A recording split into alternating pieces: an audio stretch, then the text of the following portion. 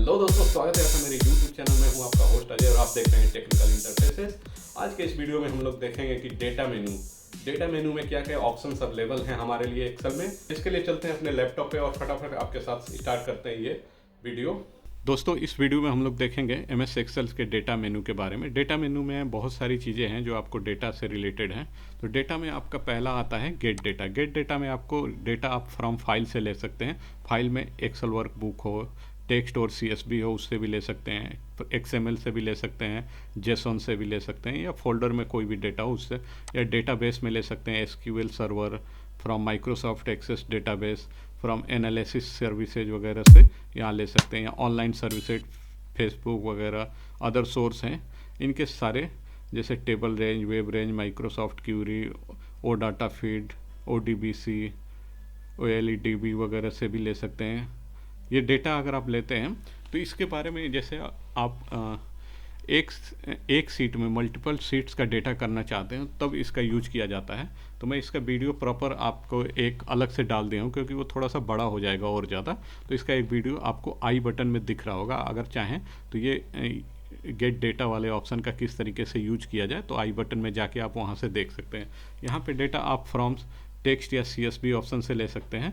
तो इसके लिए भी मैंने एक सेपरेट वीडियो बनाया हुआ है कि टेक्स्ट या CSV फाइल हो उसको कैसे गेट डेटा के थ्रू लेके अपने एक्सेल फाइल में आप उसको कैसे उसका फॉर्मेटिंग करके उसको एक्सेल के कॉलम्स और रो में उसका कन्वर्ट कर सकते हैं। इसके बाद यहाँ पे अगला होता है डेटा फ्रॉम वेज। आप चाहें तो डायरेक्ट किसी वेबसाइट से भी, अगर वहाँ पे एक्सेल के फॉर्मेट में है तो यहाँ क्लिक करेंगे, उसका URL मांगेगा, यहाँ URL आपको पेस्ट कर देना है। इसके बाद जैसे ओके करेंगे आपका डेटा वहाँ से सेलेक्ट कर लेगा। इसके बाद आप फॉर्मेटिंग करके उसका आप सेटिंग वगैरह कर लेते हैं। किसी भी टेबल रेंज से अगर डेटा लेना है, जैसे किसी टेबल रेंज से लेना है तो आप चाहें तो टेबल रेंज से भी डेटा ले सकते हैं। ठीक है, मैंने जैसे सेलेक्ट करके इस टेबल रेंज से डेटा ले लिया। डेटा लेने के बाद आपको सेव एंड लोड कर देना है। सेव एंड लोड करके जैसे ही ओके करेंगे ये डेटा नया इसमें सीट में क्रिएट कर देता है। इसके बाद आप इसको कुछ डिजाइनिंग में जाके फॉर्मेटिंग वगैरह कर सकते हैं। अपने हिसाब से जैसा रखना चाहते हैं आप इसको वैसा चेंज कर सकते हैं।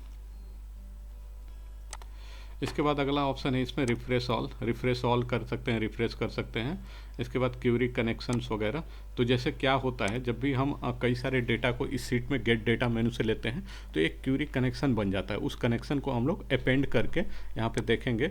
जैसे ही हम लोग यहाँ पे अपेंड करते हैं तो वो सारे कनेक्शंस को एक में जोड़ के मल्टीपल सीट्स हो या मल्टीपल फाइल्स हो उन सबको जोड़ के ये एक एक्सेल सीट में क्रिएट कर देता है। बट इसका थोड़ा सा ऑब्जेक्टिव यही रहना चाहिए आपका कि आपका जैसे डेली का डेटा है और उसका हेडर सेम है तभी आप इस चीज़ को अप्लाई करें। अगर हेडर सेम नहीं है तो वो थोड़ा सा मिसमैच हो जाएगा। जैसे डेली का हेडर है, मान लीजिए यहीं मई तक का डेटा हमको रोज़ आता है, तो इसको हम जैसे 10 दिन का डेटा आया, मैं 10 को एक एक्सेल सीट में करना चाहता हूँ तो ये इसके गेट डेटा से आप कर सकते हैं। और यहाँ पे क्यूरी और कनेक्शन उसके 1 2 3 4 5 6 7 करके यहाँ फाइल में बनती जाती है। तो इसका मैं वीडियो का ऊपर आई बटन में डाल दूंगा, वहाँ से आप इसको देख सकते हैं। इसके बाद आप इसकी सॉर्टिंग कर सकते हैं। सॉर्टिंग में आपका ऑप्शन है, यहाँ पे देखिए, सॉर्टिंग आप कर सकते हैं A to Z, जैसे स्टेट नेम कर सकते हैं, A to Z कर दिया तो यहाँ पे आंध्रा, बिहार, गुजरात वगैरह इस तरीके से सेट हो गया। इसके बाद फ़िल्टर चाहें तो क्लियर भी कर सकते हैं, एडवांस फ़िल्टर कर सकते हैं। अगला ये टेक्स्ट टू कॉलम है। टेक्स्ट टू कॉलम सेम वही है। फ्रॉम डेटा अगर टेक्स्ट ये CSV में है तो उसको कैसे एक्सेल सीट में कन्वर्ट किया जाए, यही काम टेक्स्ट टू कॉलम से होता है। टेक्स्ट टू कॉलम आप करते हैं तो यहाँ पे डिलिमिटेड में करके आपको नेक्स्ट करके जाना होता है। जैसे अगर किसी भी टेक्स्ट में कोई ना कोई एक सेपरेटर लगा होता है, वो सेपरेटर आपका चाहे तो आपका कॉमा के रूप में रहेगा या फिर स्पेस के रूप में रहेगा या फिर इस तरह का ये पाइप के रूप में रहेगा। तो उसको सेलेक्ट करके आपको यहाँ नेक्स्ट करने के बाद वो सारा एकदम बिल्कुल कॉलम और रो वाइज करके ये क्रिएट कर देता है। तो इसका भी एक सेपरेट वीडियो है, ऊपर आई बटन में आपको दिख रहा होगा, वहाँ से आप चाहें तो उसको देख सकते हैं। इसके बाद फ्लैश फिल, मान लीजिए मैं कुछ यहाँ पे लिखना चाहता हूँ 25,000 ईच मंथ में सबको देना है। तो यहाँ पे खाली मैं क्लिक करके अगर फ्लैश फिल कर दूँ, ये देखिए यहाँ पे, तो ये सबको एकदम बिल्कुल उसी हिसाब से बढ़ाते घटाते, मतलब एक जो भी यहाँ पे चीज़ें हैं उसी तरीके से यहाँ पे भी वो एकदम बिल्कुल उसी के हिसाब से फ्लैश फिल कर देगा।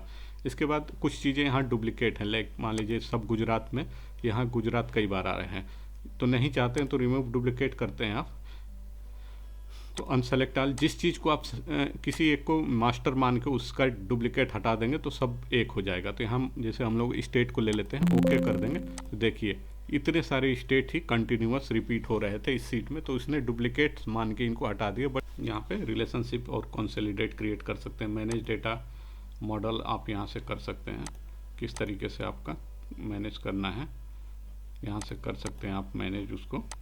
इसके जस्ट आगे होता है what if analysis, scenario manager वगैरह, ये सारी चीज़ें हैं। अगर आपके काम की हैं तो आप इसको एक बार देख लेना। फोरकास्ट शीट वगैरह आपको क्रिएट करनी है। इसके बाद ग्रुप, देखिए यहाँ पे ग्रुप में हो गया,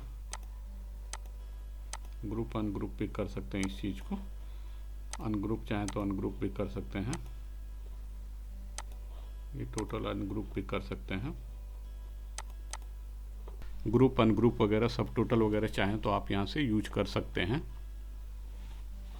तो ये था दोस्तों हमारी तरफ से एक डेटा मेन्यू के बारे में ओवरव्यू, तो आपको थोड़ा सा आइडिया लग जाए कि डेटा मेन्यू में क्या क्या चीज़ें अवेलेबल रहती हैं। तो ये था दोस्तों हमारी तरफ से एक छोटा सा प्रयास ताकि डेटा मेन्यू में जो भी इंफॉर्मेशन अवेलेबल है आप तक पहुंचाई जा सके। वीडियो अच्छा लगे तो लाइक करें, चैनल को सब्सक्राइब करें।